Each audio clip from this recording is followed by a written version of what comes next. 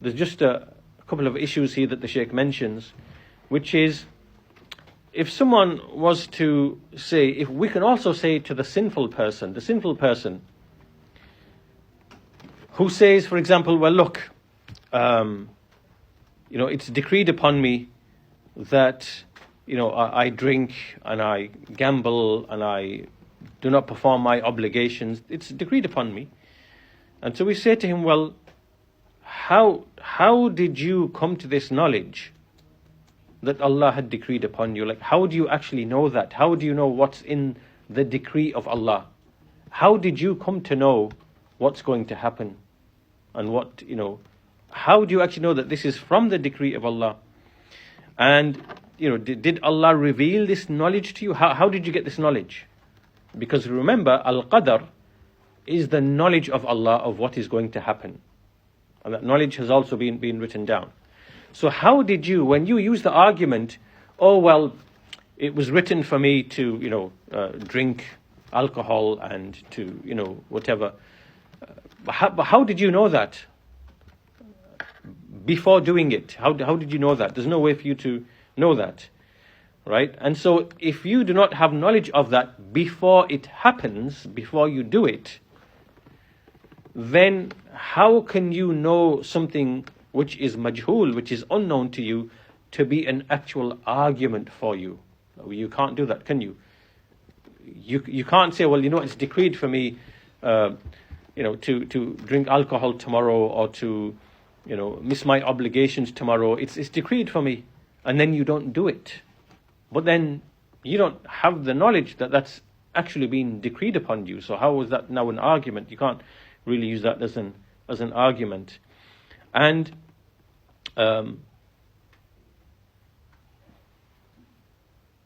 so in a like fashion, you could equally say, oh, tomorrow it's decreed for me to be a righteous person.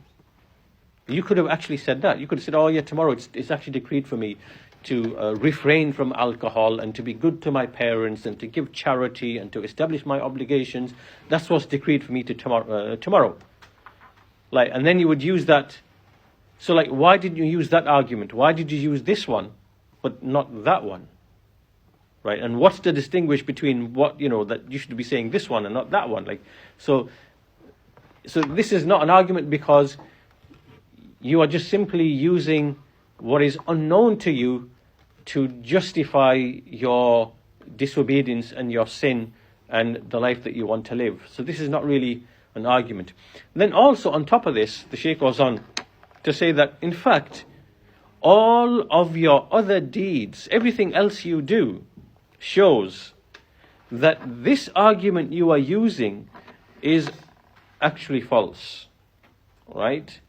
Because let's say, for example, you were setting out on a journey and you had a choice between two paths, right? So you could either go on this path where the journey is easy and simple, there's no danger, there's no fear for your property, for your life, if you take this road, whatever. Or you take this road over here, and here there's a danger of being robbed and mugged and stabbed, and and it's not generally a pleasant route or whatever. You are never going to stop there and say, oh well, it was decreed for me. It's from the qadr of Allah that I should take this path, the path of where I may get robbed and mugged and stabbed and whatever. So I'm just going to have to go. You do not think like this when it comes to your day-to-day activities, right? You make actual decisions, and you think of the choices that you're going to make, and you never use al-qadr to relinquish that choice, and just to go along with whatever is bad for you. You don't do that, right? So therefore, when you now use the same argument to choose sins and disobedience which are bad for you, it shows that your argument here is falsified by everything else you do in the rest of your life. It's a contradiction, right? So after that, the Shaykh then goes on to say that in the same way, that this example can likewise be given with respect to the path. There's a path over here, the path of sin and disobedience, which will lead you to hellfire in the hereafter. And there's a path over here, path of righteousness, path of obedience, path of rectification, right? The path of prayer and charity and fasting and being good to the parents and good to the neighbor and and so on and so forth. You can choose this path and it will lead you to paradise, right? So what's the difference between the example of the journey, right? You going through the path of which is dangerous, you might get mugged or robbed or whatever, or the path which is the path of safety. You do that in this life. So why are you then not applying the same thing to the two paths in relation to the hereafter? So anyhow, that's the verses from the Quran, and it's very clear. There is no argument. You can't use the divine pre-decree or predestination to justify your evil deeds. Secondly, we now have evidence from the Quran, from the prophetic traditions, and so the Shaykh says, وَأَمَّا السُّنَّةِ, as for the Sunnah, from the evidences is what we find established in the two authentic compilations, the Sahihan of Al-Bukhari and Muslim, from Ali bin Abi Talib, who said that the Prophet sallallahu alaihi wasallam, he said, مَا مِنْكُمْ مِنْ أَحَدٍ إِلَّا وَقَدْ كُتِبَ مَقْعَدُهُ مِنَ النَّارِ وَمَقْعَدُهُ مِنَ الْجَنَّةِ. Okay, so the Prophet said to his companions, there is not one of you except that his seat in hellfire has already been written, and his seat in paradise has already been written. Right? What this means is Allah has prior knowledge of the inhabitants of paradise and the inhabitants of hellfire. This is from His eternal knowledge, and Allah has that knowledge. Who is the inhabitant of hellfire? Who is the inhabitant of paradise? Then this knowledge has been written down. Right. Just because it's been written down does not mean that anyone has been forced to do the actions that will subsequently lead him to go to paradise or go to hellfire, right? So we'll look at that shortly. So anyhow, this is what the Prophet, he said this. And then the companions, when they heard this, they thought, okay, well, they said, قالوا يا رسول الله أفلا نتكل على كتابنا وندع العمل. So the companions said, well, in that case, why can't we just rely upon what's been written and leave off action? Like, if that's the case, that paradise has been written already or hellfire has been written already, then what's the point of us acting? Should we just abandon action? Should we just abandon the prayer and fasting and doing hajj, doing pilgrimage, and being good to the parent, good to the neighbor, giving charity, doing remembrance, doing all should we just abandon all of that and rely only upon what has been written?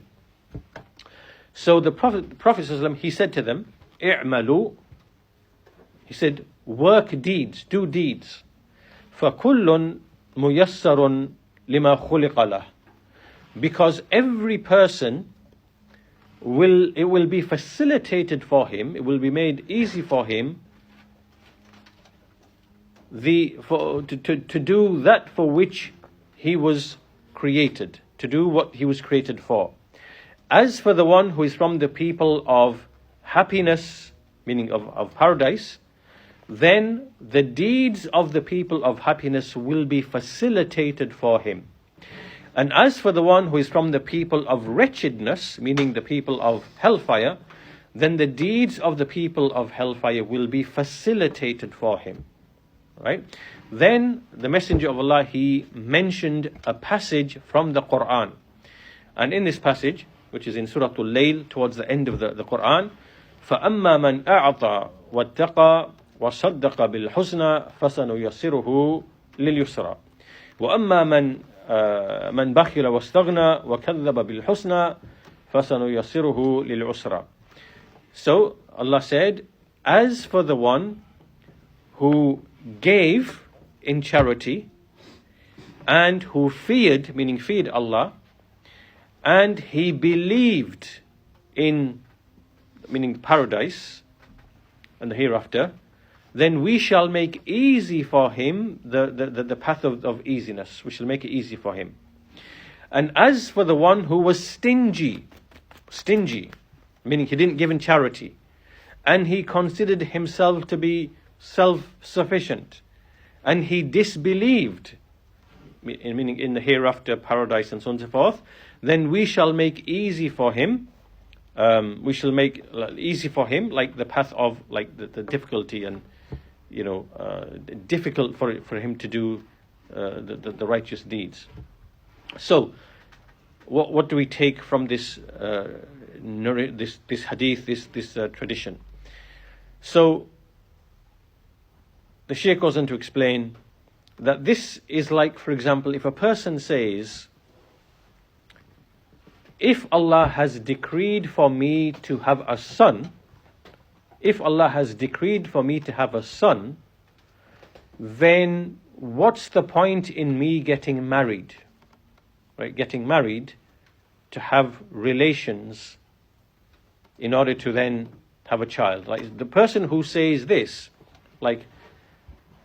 the person who says, if paradise has been written for me, then what's the point of me doing anything? Shall I not rely on the fact that paradise has been written for me? This would be the same as saying that if it has been decreed for me to have a son, to have a child, then what's the point in me getting married? Then it's going to happen anyway. Right? And nobody, the Shaykh says, this is not, any person who says this, لَعُدَّ هَذَا الْقَوْلِ سَفَهًا فِي الْأَقْلِ. This statement would be considered to be like foolishness in intellect. In the same way, if a person says, well, I'm thirsty, or I'm starving, I'm hungry, if Allah has decreed for me, for my hunger to be removed, then it's going to happen anyway. What's the point in me having food? What's the point in me taking food? It's going to happen anyway. But this is stupidity, because we know that Allah has only, in His creation of the creation and His decree, He's decreed it to be such that if you are hungry, that hungry will go if you eat food. And if you want to have children, it's by having relations within marriage. In exactly the same way, just as, for example, if you are hungry and Allah has decreed, and it's in His prior knowledge, that your hunger will be removed at a specific point in time, and that's in Allah's knowledge, then that hunger being removed will only be because you will eat food. So you will eat food and your hunger will be gone, right? Because you took the means. In exactly the same way here, when the messenger said that there's not one of you except your place in paradise or hellfire has already been written, that's because it's in Allah's prior knowledge, right? So a person will only get to paradise by doing the deeds of paradise, and a person will only enter hellfire by doing the deeds of hellfire. And so each person, it will be facilitated for him to do exactly that, right? And that's based upon the person who seeks guidance and wants guidance. Allah will make it easy for him, right? The one who believes in the hereafter, the one who seeks the hereafter, Allah will make it easy for him to do deeds of righteousness. And as for the one who doesn't believe in the hereafter and doesn't do the deeds, then it will be made hard for him to basically to enter into paradise. So the point being that this should now be very clear, because just because it is in Allah's knowledge that at some point you will be hungry and your hunger will be removed. Like, for example, you will go to sleep tonight.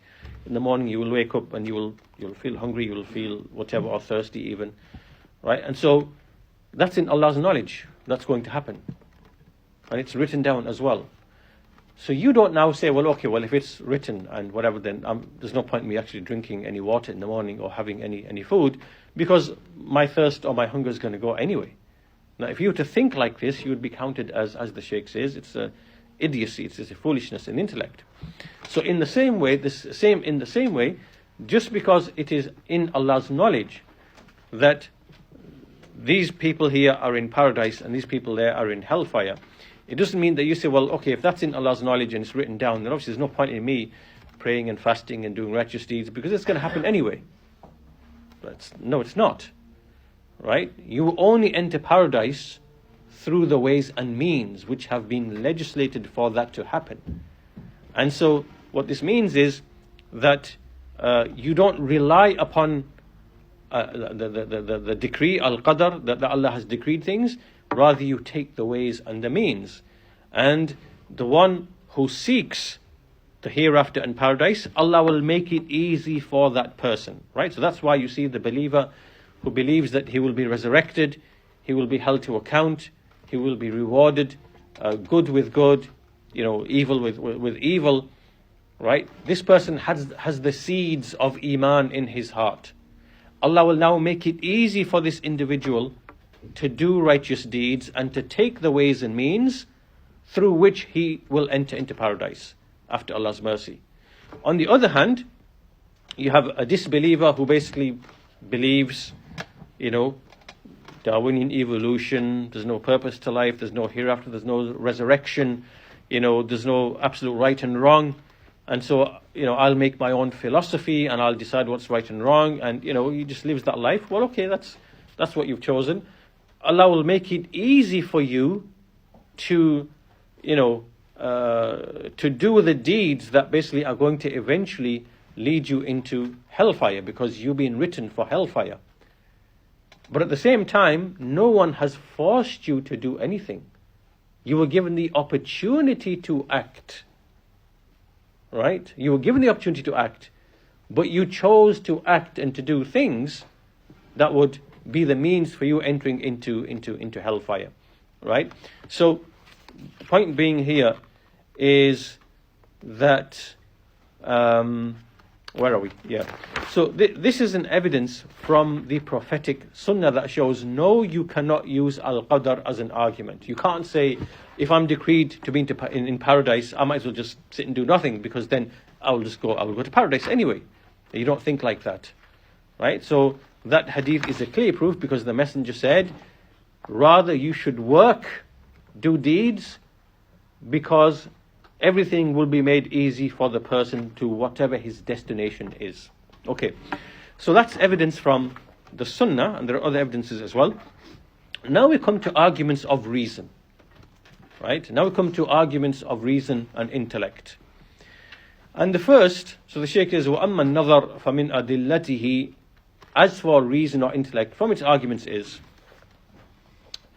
he says, أَنَّ تَارِكَ الْوَاجِبِ وفاعل المحرم يقدم على ذلك باختياره لا يشعر أن أحدا أكرهه عليه ولا يعلم أن ذلك مقدر لأن القدر سر مكتوم فلا يعلم أحد أن شيئا ما قدره الله تعالى إلا بعد وقوعه فكيف يصح أن يحتج بحجة لا يعلمها قبل إقدامه على ما اعتذر بها عنه. So, and then he says, continues, وَلِمَاذَا لَمْ يُقَدِّرْ أَنَّ اللَّهَ تَعَالَى كَتَبَهُ مِنْ أَهْلِ السَّعَادَةِ فَيَعْمَلْ بِعَمَلِهِمْ دون أن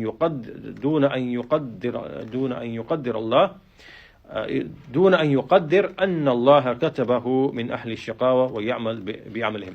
So this first line of reasoning is actually what we mentioned earlier on. It's basically that, okay, the person who commits what is unlawful, or he avoids an obligation that he's supposed to do, he did this by his choice. And he knows that no one actually forced him to do anything. So if you took a cigarette, or if you sniffed some drugs, or if you drank some alcohol, or if you stole someone's car or something, you know full well that no one really forced you to do that. You did that from your own free will to do that. And you can't say, well, okay, I know that it was in Allah's decree for me to do that, that's why I did it, because who gave you that knowledge? Like, how did you know the secret of Allah, because al-qadr is the sir maktum, is like a hidden secret. No one knows what is from al-qadr until after it occurs. So how did you come to know this secret? How did you come to know it? Because what Allah has decreed is only known after it occurs, that it was decreed to occur. So how are you then able to use that as an argument when you don't even know, before you proceed to drinking the alcohol or doing whatever it is that you're doing, that this is what's been written upon you? How did you know that? You didn't know that, so you can't use an excuse. And then likewise, why did you not think, okay, you know what, Allah has decreed for me to abandon drinking alcohol and to abandon stealing and to abandon, my abandonment of obligations or whatever it might be. Why didn't you say that? And therefore you then do the righteous deeds of the people of happiness and paradise. And so therefore, you thought like this, rather than thinking, well, I'm from the people of hellfire and it's decreed upon me to do these sins, so what can I do? Why did you think that instead? Why did you think that instead of this? Right? So it shows that the argument is actually false. And so this first argument for reason is in connection to ilm, to knowledge. How did you know from al-qadr that this is what's decreed upon you before it actually occurred, such that you can now use it as an argument? Well, you can't. Because equally you could have said, oh, you know what, it's decreed upon me that I will be righteous and I will do the righteous deeds, I will abandon the evil deeds. Well, you could have equally as well have said that, because you are ignorant of what the actual decree of Allah is. So that's very clear. The second argument from al-qadr is that the Shaykh says, أن إقحام النفس في مآثم في مآثم ترك الواجب وفعل المحرم ظلم لها وعدوان عليها، كما قال له تعالى عن المكذبين للرسل وما ظلمناهم ولكن ظلموا أنفسهم. ولو أن أحدا ظلم المحتج بالقدر على مخالفته ثم قال له ظلمي إياك كان بقدر الله لم يقبل منه هذه الحجة، فكيف لا يقبل هذه الحجة بظلم غيره له ثم يحتج بها بظلمه هو لنفسه. Okay, this is a very good, powerful argument of reason against the person who tries to use predestination to claim he has no free will and that he's forced to do what he... this is a very good argument. And the argument is that when you have an individual and he thrusts himself into all sorts of unlawful things which are haram, unlawful, so he fornicates, he drinks, he gambles, he abandons his obligations, he does all of these different things. And what he's doing here is that he is oppressing his own soul. Right? This is because when a person sins, he is committing oppression against himself. Right? A person can commit oppression against himself. Right? So this is dhulm of oneself. Just like, for example, Allah says in the Quran about the people of disbelief, we did not oppress them. وَمَا ظَلَمْنَاهُمْ, we did not oppress them. وَلَكِنْ ظَلَمُوا أَنفُسَهُم, but they wronged themselves. They brought ruin and wrong upon themselves. Right, so just think of this situation first. A sinful person is wronging himself. He's doing dhulm to himself. Okay. Now, the person who uses al-qadr as an argument, meaning the one who says, oh, it's written upon me to drink and to take drugs and to steal and to have illicit relationships. It's written upon me to do that. What can I do? It's in the decree of Allah. Now, if you were to come to this person and someone was to oppress this individual, so for example, you could go, if someone was using this argument, you could go to him and give him a backhand this way and punch him in the stomach and then dragging by the hair to his house, smash his door down, smash his windows, put acid on his car, and do everything whatever possible. And you would say to him, you know what, this was by the decree of Allah. All of this was by the, it was written for this to happen.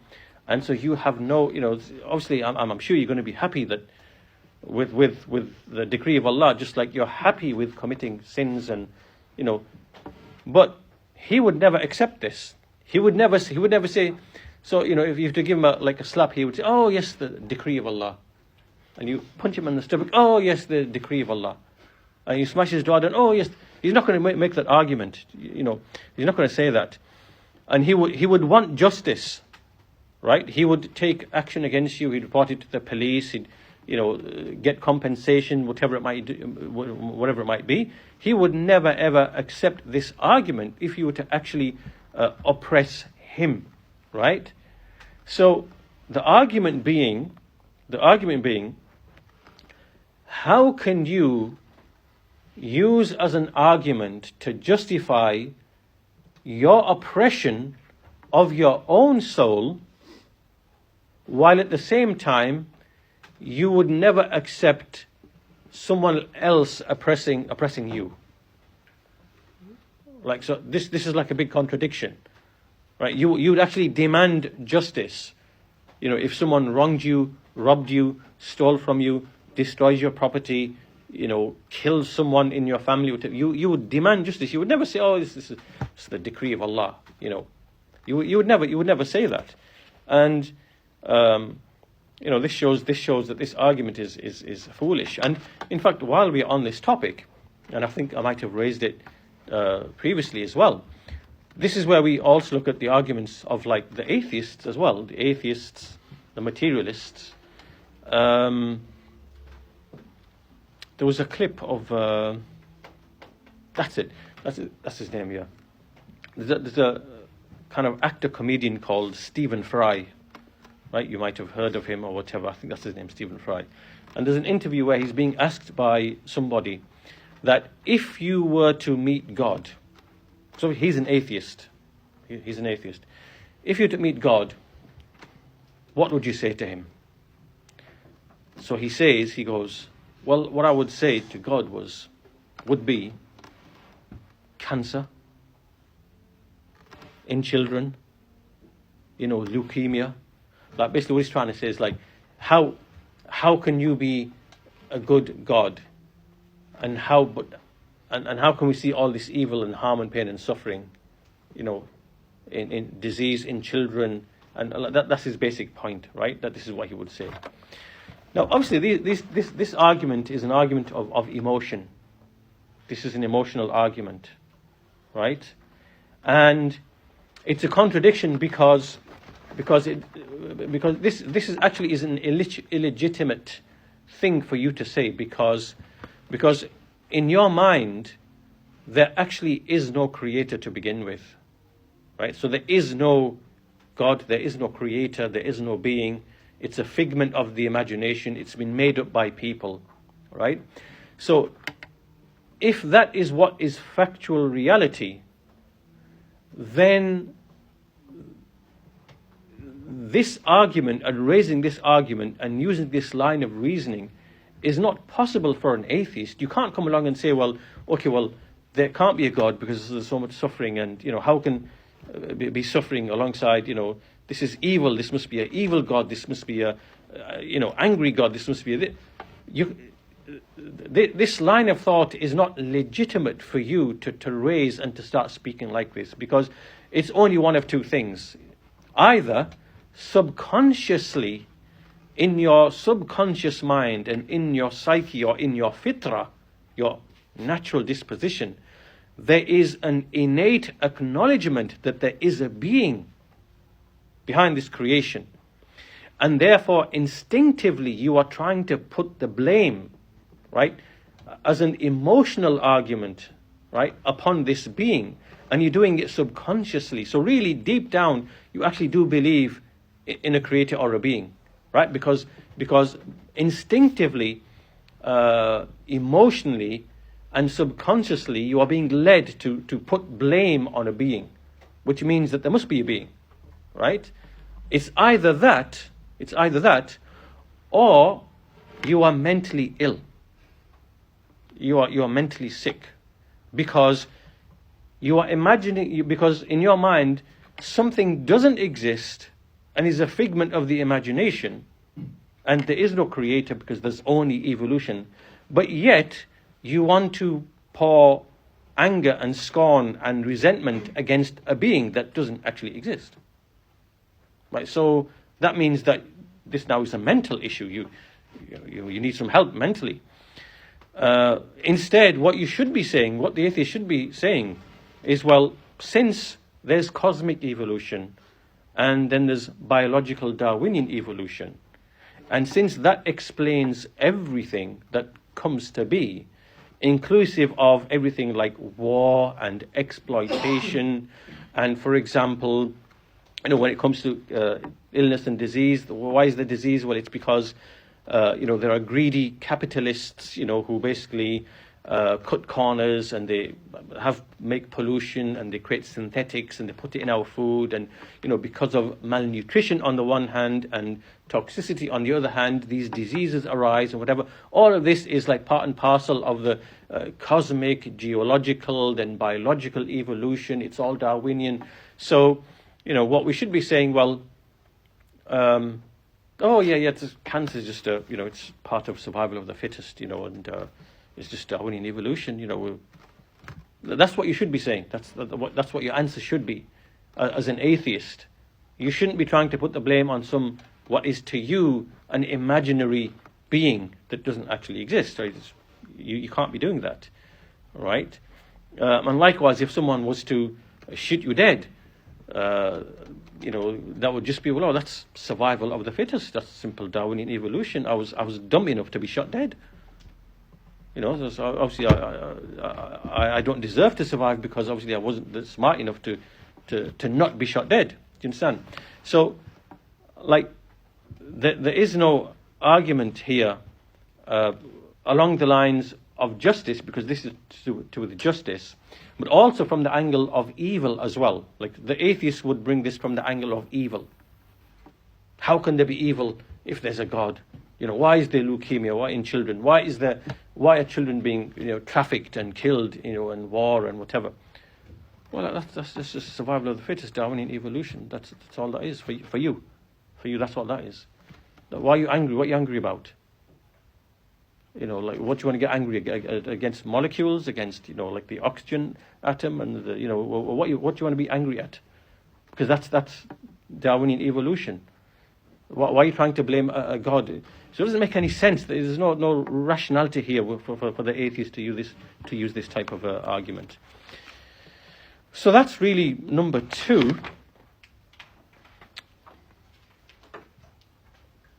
So we'll stop at this point because we've gone over our time. So we'll take this up in the next lesson, inshallah ta'ala. We're going to look at one more, and then we're going to look at some kind of counter arguments that come along. But I think we'll stop there for today, inshallah ta'ala, and we'll continue with that in the next lesson. Walhamdulillahi rabbil alameen. Wa sallallahu ala nabiyyina Muhammad wa ala alihi wa sahbihi ajma'in.